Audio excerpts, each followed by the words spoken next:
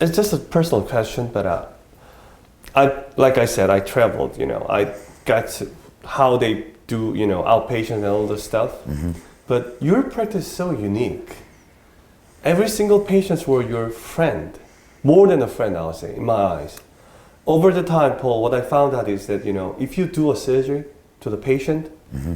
there's a certain, kind of indissoluble bond happens between you and your patients. Mm-hmm. That's what I found out. They are not, like a born family, or they are not a friend before, but it's something different, the relationship between the surgeon and the patient. That's what I found. So I kind of feel very sad and, difficult when they are in difficulties, but I feel the joy as they feel joy, That's kind of, it's transferring to me as well.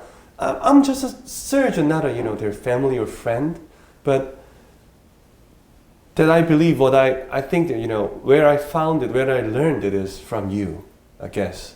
It is something, I got it, but when I saw you hugging your patients and they were always so, I can tell their faces, their faces are emotionless when they're sitting at the lobby, mm-hmm. but when they first see you, they become a different person. They become very happy and joy of life. How did you, started it? I'm sure my father have much in common, and we're loving, intimate people. You call one of our mentors Papa. So you're a very intimate guy. So it's innate. It's in our genes, and yours and my genes. So and you're good at it. And so not only are you a great salesperson when it comes to getting that implant put in the guy, mm-hmm. the patients love you, and you do a great job. But it was Victor Politano, and you know the name. Politano, the Politano-Ledbetter reimplantation. It was something that we learned a long time ago. He was my chief, and he was a big Italian fella. And he would take the time and sit down, and he would put his hand, and look how close, like right here on the patient, right? Very intimate, but I would watch that patient melt. And I was like, there's nothing wrong with being intimate with your patients. And when you do, it has to relate to better outcomes, and it definitely relates to a much better practice, and like I said, look around at all the great donated gifts, but I saw him do that, and that stuck with me. But it's got to be in your genes, and I'm sure that if my father and your father met, they would be brothers right away.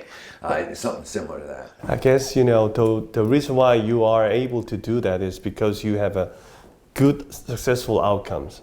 Otherwise, I saw some, physicians, they are setting up emotional barrier between them and the patients. Right. Let's say if they are too close, then it's like something bad happens to your friend, you really feel bad, right? But if you already set a barrier, they become a different individual, then you really don't feel anything from them.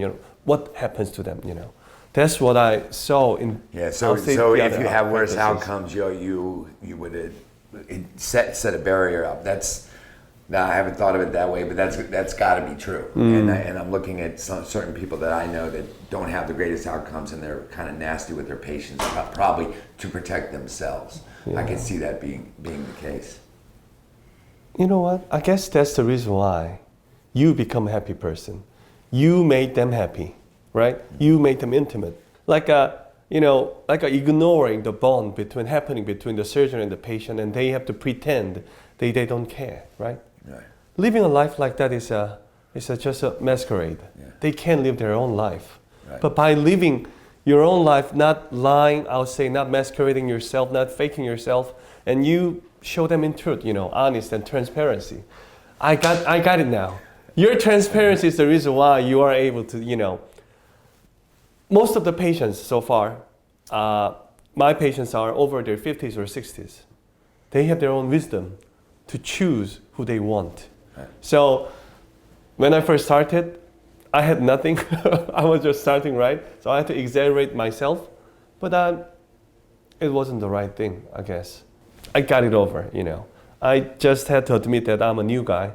I'm a younger. I mean, I have not that much experience, but what I can do is I will do my best. How I, I'll say evolved over the time. I become more transparent, and then patients I was surprised. They chose me to be their surgeon. Maybe it's a stage of overcoming myself, admitting that I'm nothing but a surgeon. But these days, as I become more honest and transparent, patients love it. That's what I found. I didn't get it, what you just said, until last year. And this year at the AUA, where they ask us to discuss where experts get in trouble. And I guess they wanted me to talk about difficult cases. And the first thing that I brought up was exactly what you just said, which is experts get in trouble when they're not completely transparent. Oh, yeah. Okay? Yeah. And it took me till 57, and you got it already. Yeah. 40, around 40. And I was, and it was great to look across the room and say, because I've done it myself, describe why you used which implant or here and which implant there. Describe exactly what anatomical changes the patient's going to experience. And the more transparent you are, and the more honest you are with both yourself and the patient, the happier that patient is going to be. Not only because you're setting expectations, but they trust you, and they trust you with their one dick, as you said.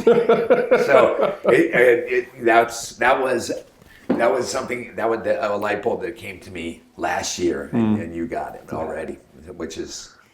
I've always said, and if I'm supposed to be looking at I don't know if I'm looking at a camera, I've always said that you are the prime example of what a niche surgeon should do.